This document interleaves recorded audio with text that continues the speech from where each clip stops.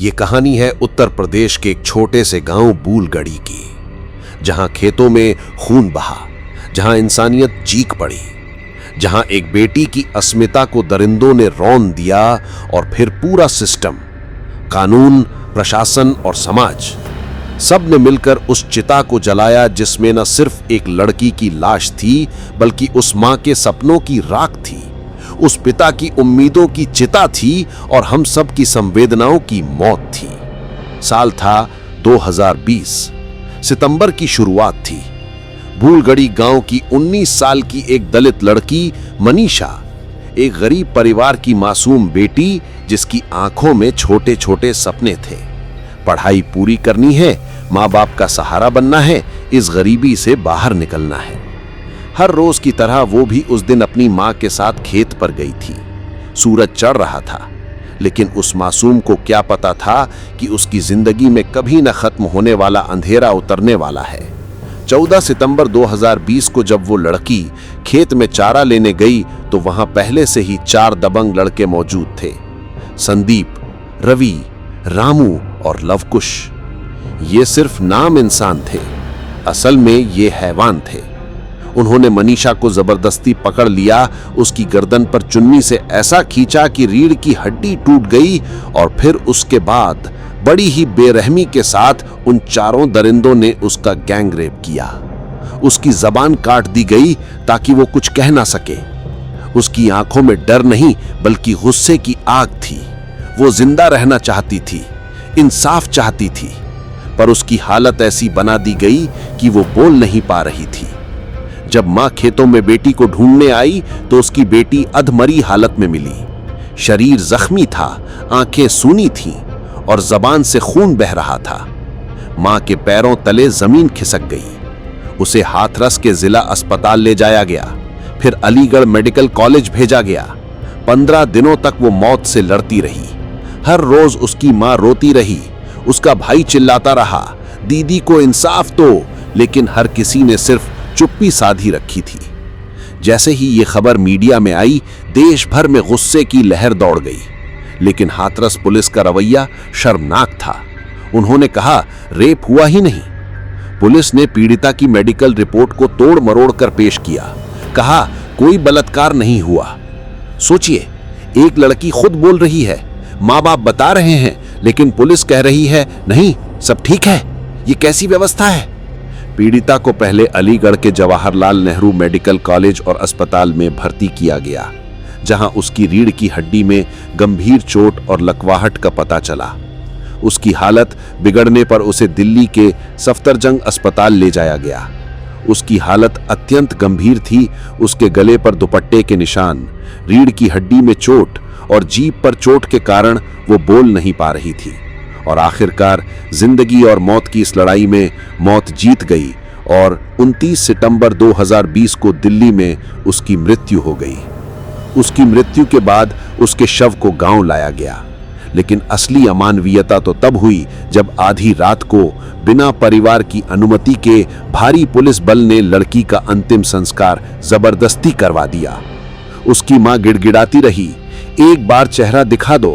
पिता रोते रहे, हम अपनी बेटी को अग्नि तो दे लें। लेकिन पुलिस वालों ने पूरी रात बूलगढ़ी को छावनी बना दिया और पेट्रोल डालकर बेटी की लाश को जला दिया।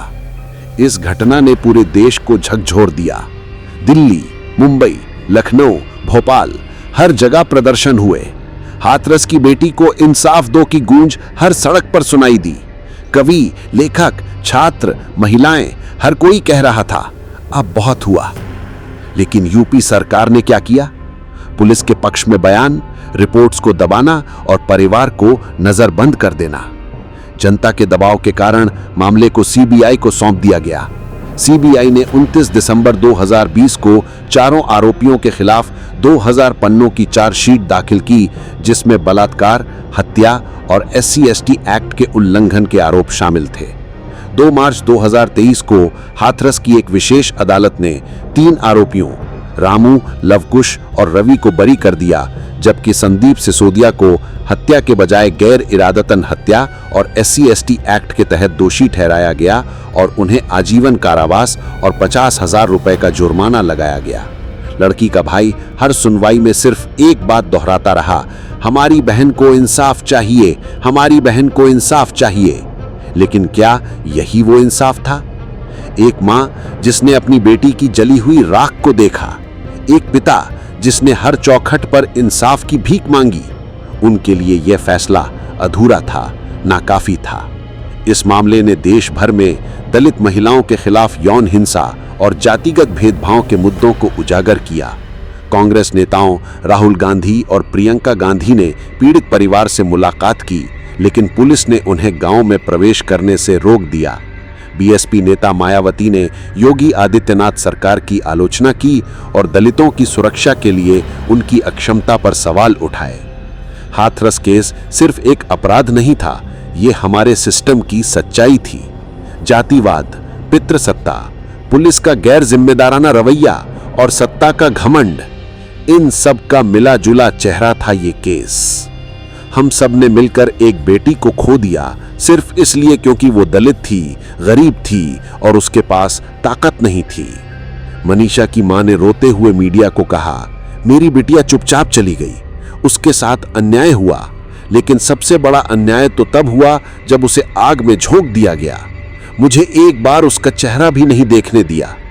मनीषा की मृत्यु के बाद परिवार को सीआरपीएफ की सुरक्षा दी गई, लेकिन यह सुरक्षा उनके लिए कैद जैसी बन गई।